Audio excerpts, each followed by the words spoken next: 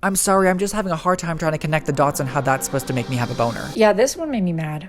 Nothing about that is bonerific to me.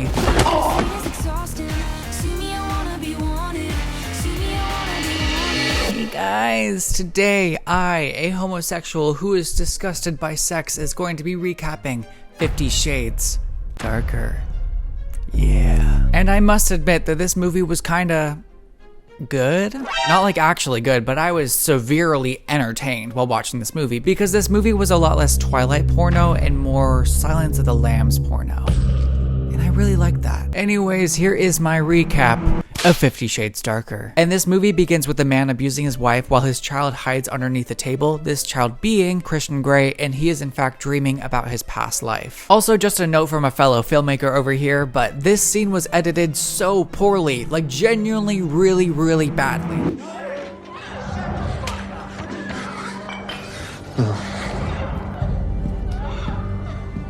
Little shit. No!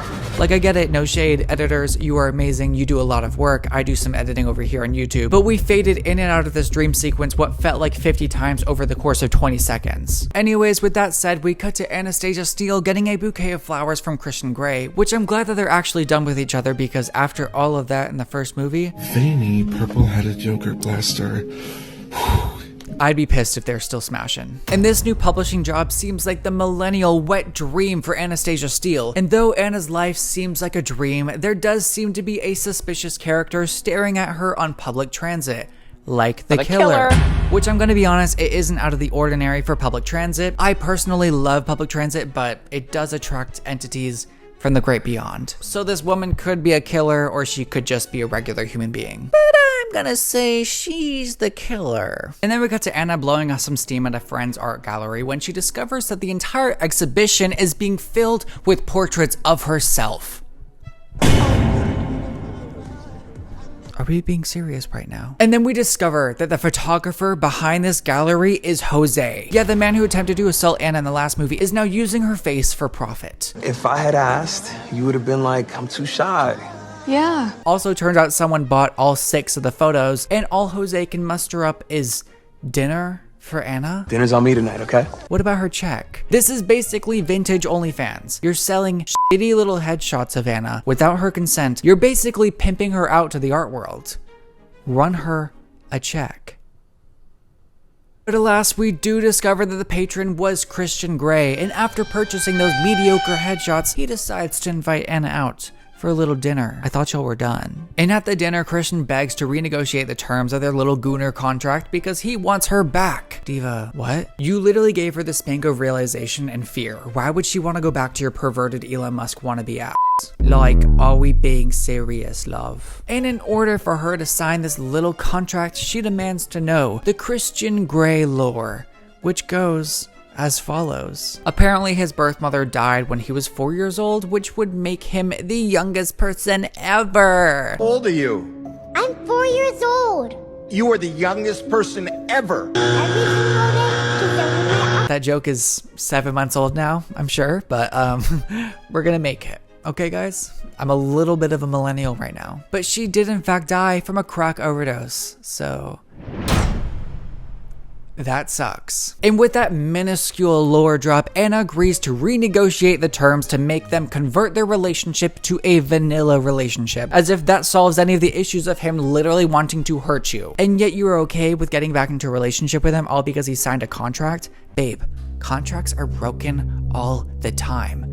He's a billionaire, he knows everything about that. And while Anna's getting ready for bed, we do see the same lady on the bus staring at her as she sleeps. And later that day, Anna does go to the bar with her flirty boss, where Christian swiftly breaks up their little public work affair and leaves the building, dragging Anna along with him. Can she not flirt with her boss? He's kinda cute. I can't believe you just talked to him like that. He wants what's mine. Also guys, I'm kinda falling for the Seattle propaganda in this movie. I want to go to there. And after the bar, the couple decides to pre-game their freak at the grocery store, where Grey reveals that the last time that he went shopping was when he bought an airline. Am I meant to find that sexy? Am I meant to get a boner from that? Am I meant to feel anything but hatred for this man after he says that? Because what do you mean you bought an entire plane? Meanwhile, I struggle to buy a Spirit Airlines plane ticket. Give it $1. No, you're not getting $1. Was that a bit too real, guys? Was that a bit too real? Was that a little bit too harsh on Mr. Bezos? I actually don't care because they can suck on my big freaking balls. And with the groceries still in hand, Gray reveals that he plans on purchasing her publishing company, which Anna hates for good reason because Gray doesn't need to always be her boss's boss. No, you can't do that. That's my job. You can't start interfering in my career. And cut to the evil bus girl perving on the happy couple as they sleep. And cut to the next day and Anna tries to give Gray the $24,000 check he gave her for her car, which he stole. But he rejects it because he makes $24,000 every 15 minutes. We need to eat the rich, not eat the rich out, Anna. Stop giving billionaires boners. Jesus Christ. They already get a boner from taking away poor people's rights. They don't need to get a boner from your naked body. But Anna ends up ripping up the check, which leads to Gray wiring $24,000 directly into her bank account.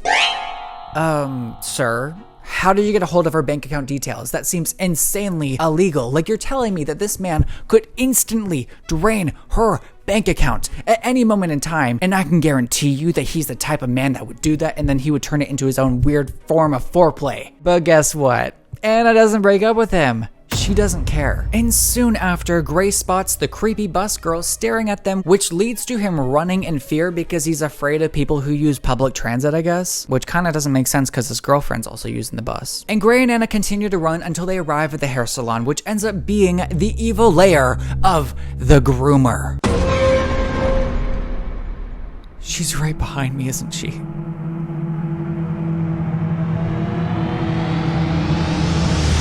And Anna is rightfully pissed off at Gray for taking her to his actual groomer's place of work. But like usual, Anna rolls over and obeys Gray's commands like an absolute loser. And here we discover that Bus Girl was in fact Gray's sub a few years ago, and her name was Layla, and he eventually dropped her due to her wanting more of a relationship. So she left, she got married, then she became a widow because her husband died in a car crash, thus leading her to return to her old ways of wanting to be controlled by Christian Grey. Loser behavior. And also, girl, your husband just died and you're already craving d. The only thing you should be craving is alcohol.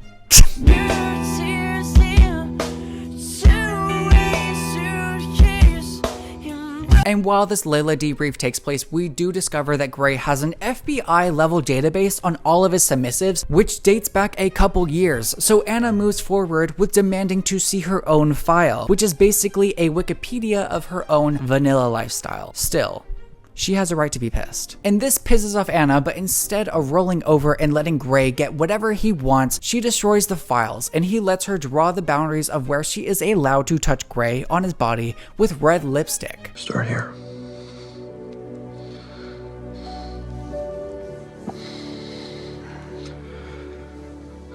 As weird as this is, it might literally just be the first healthy thing that this couple has ever done. Like, we're figuring out what boundaries are. That's groundbreaking. Somehow, at the ripe age of 25.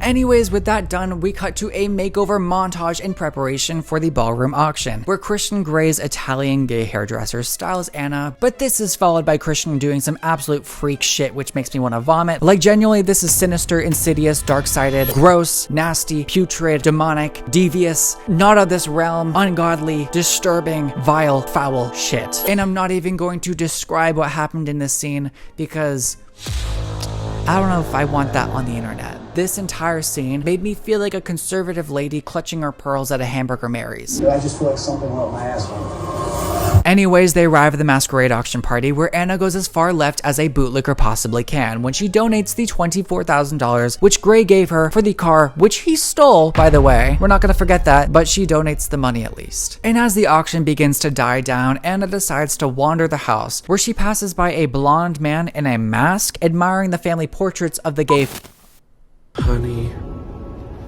he's gay. The Gray family. The gay family.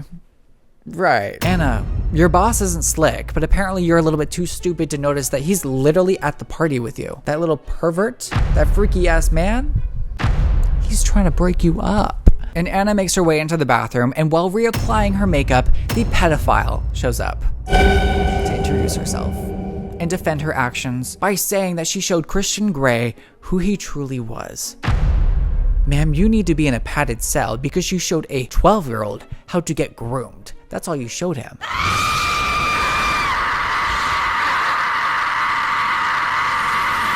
And this pisses off Anna, so she prepares to leave the party, but she realizes that she cannot due to her car being absolutely demolished. What happened? Now, who do we think did that? And in order to stay safe, Christian Grey and Anna decide to hide out on his houseboat, which I feel like is arguably a little bit worse because you're literally trapped on a dock in the middle of the water. And while on the boat, Christian Grey reveals that he found his mother's dead body when she overdosed, and his adoptive mother found him at the hospital with his dying mother. And now that is an origin story I want to hear. And then we cut to Anna at work with her boss, who now couldn't care less if she lived or died. Unless you'd rather stay back with your boyfriend.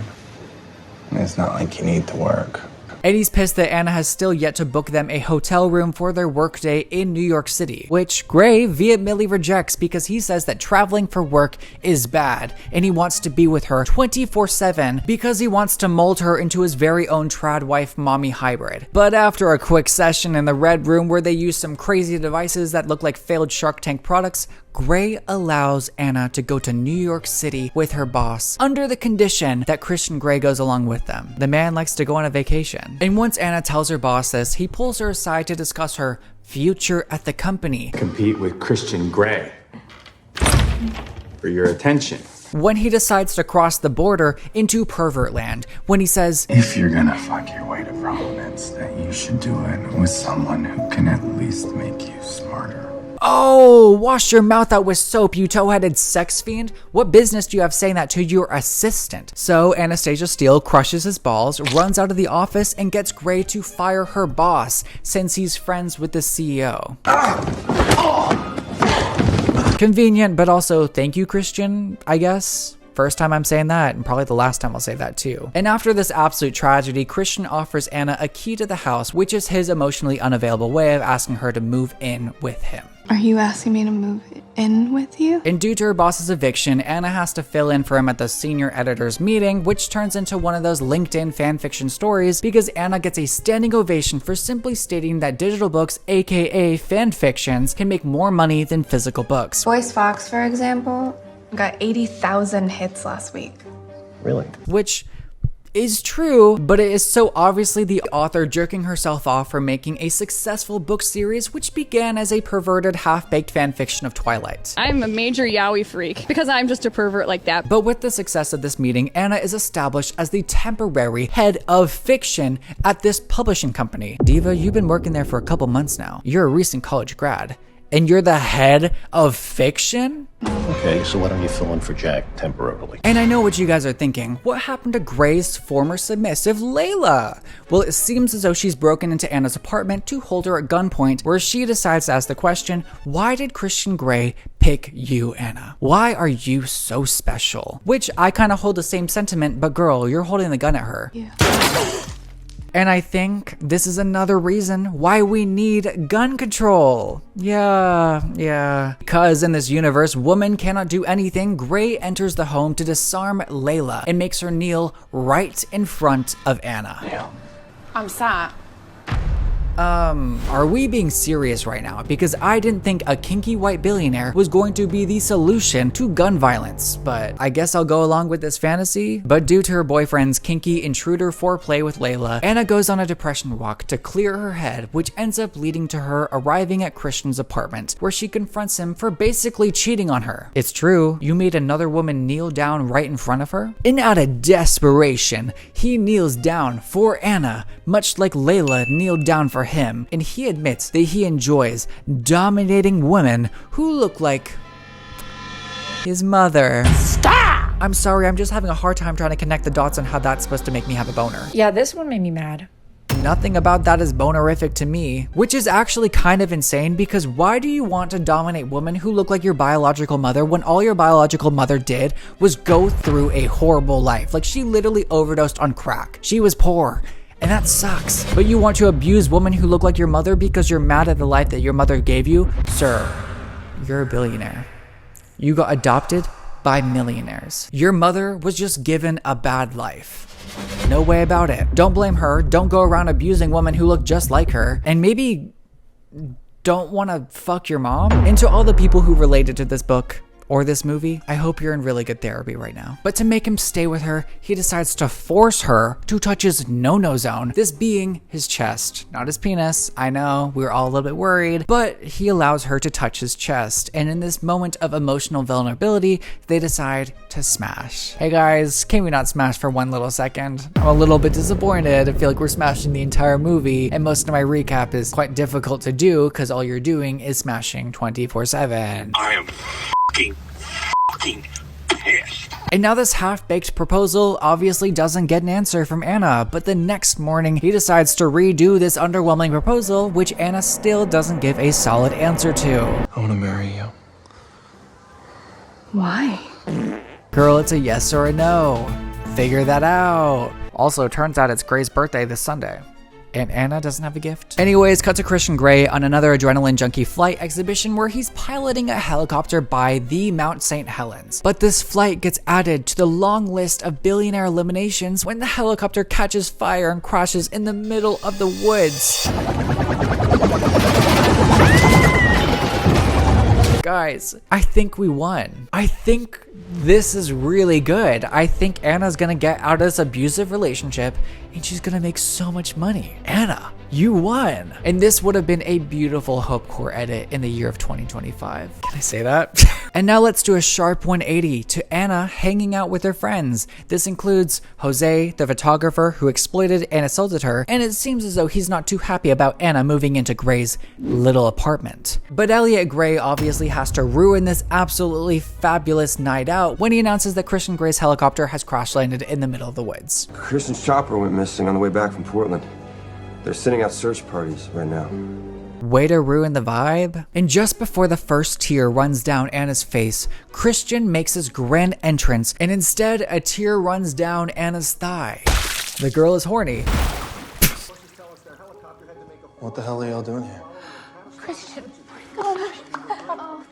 She is, and it's honestly really scary. She's in heat like a cat, and that thing needs to be spayed. And now let's just pause and talk about the fact that he didn't contact the police or go to the hospital before limping into his penthouse apartment. Which, I know, billionaires are above the law, so I guess he doesn't need to contact the police, but surely billionaires aren't above the laws of nature, because that man needs to go to an urgent care. But with Gray back at home for his birthday, Anna gives him a B-Day gift. And because Anna is a poor, impoverished, poor girl, she bought him a keychain. Anna officially said yes to the dress. They're getting married. Wow. Death to all of them. This is gonna be catastrophic. We also don't even know what happened to his co-pilot on the helicopter flight. And in true Gray nature, they ruin the romance by locking themselves in the red room once again. I swear to God, I can't with this shit. I felt so perverted recording this movie for this video. I fully had gigabytes of softcore porn downloaded on my iPad. Anyways, cut to Anna giving her mom the rundown about her life since their last meeting, which I can only assume this call felt like a murder documentary to Mother Steele, because Anna hasn't called her since she admitted to her mother that she was being abused by Christian Grey in the last movie. And I'm supposed to believe that the mom's happy for them? Actually, that kind of makes sense, because that mom was low-key a freak too. I'm so happy for you. You are? Of course. And cut to Christian's big birthday bash, which has been tainted by the creepy pedophile Elena. Yeah, we needed her. We did. But this time, Gray finally takes a stand against the Babadook when he announces his marriage to Anna. Yeah. And she said yes. I'm not happy about it either, but at least it makes Elena pissed. And now this news hits Elena like an absolute nuke, so she tells Anna Gray will never love her. But the Gray family unites, they all take turns treating her like a human punching bag, and I couldn't be happier. Leave my children alone and get the hell out of my house. And the movie finally comes to a close with Anna receiving her ring while her former boss watches this wedding from across the lake. These men need to get hobbies, because what are you doing watching your former assistant get her wedding across the lake as if you're Mr. Gatsby? You're not, you're a loser. Now get a life. And with that, everybody, that is the end of 50 Shades Darker. Thank you so much for watching this video. I had a lot of fun making this one. The first movie was boring. The second one was entertaining. The third one is pretty good, but it's not amazing, I'm not gonna lie, but I'm still gonna make a video about the third one. On top of that, in the third video that I make, I do want to talk about the actual lore of how the 50 Shades of Grey universe began, because the origins of these books is genuinely insane and I'm quite fascinated by it. Thank you so much for watching. If you have any recommendations for videos I should create in the future, whether that be movies, TV shows, or literally just any kind of video, I am so down to make it, because I do want to diversify where my content goes, whether that be gaming, commentary, internet niche commentary, or just literally hanging out in front of the camera. I'm not sure, but I'll see you soon. Thank you so much for watching. Like, subscribe, have a good day, loves. See you later. Goodbye.